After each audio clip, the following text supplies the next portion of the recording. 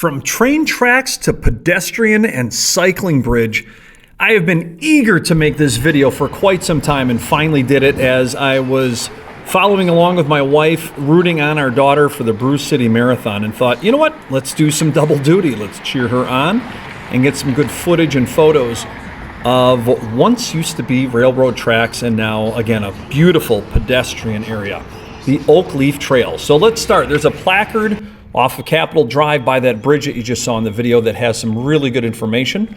So let's take a look. The first train ran through the area we now know as Shorewood in 1873 on tracks laid along the plateau above the Milwaukee River.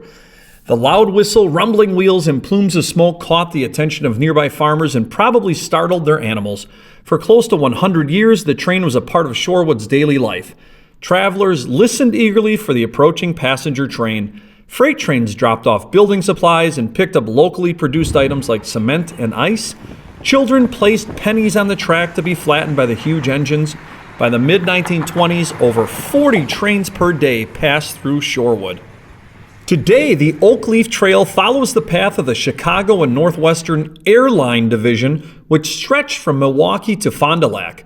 By 1893, 4 passenger and 3 freight trains traveled the airline each day in each direction.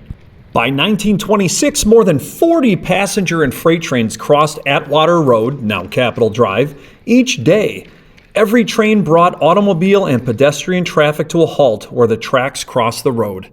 On September 23, 1927, the Chicago and Northwestern authorized the construction of an underpass and trestle at Atwater Road, which necessitated raising the grade of the main and side tracks, depot, and platforms. Now, by the mid-1920s, it was obvious that Shorewood was going to be a residential rather than a manufacturing community. So Chicago and Northwestern sold the land to the village and abandoned the Lakeshore Division tracks along current Ardmore Avenue. New housing quickly filled the area. Passenger service in Shorewood was discontinued in 1932, and the station was torn down. However, the Chicago and Northwestern 400 passenger trains continued to excite residents by passing through Shorewood at high speed for another 30 years. And just wanted to add, they had to compete with roads and highways and so forth. So this high-speed train kept going for another 3 decades, which is incredible.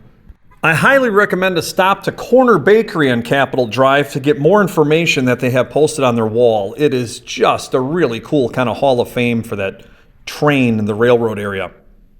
We're running out of time, so just wanted to say, so happy you joined me on Wisconsin Places Are Cool. This was, again, a video I wanted to do for a long time. Please subscribe, hit like, leave some comments, and thank you for joining us.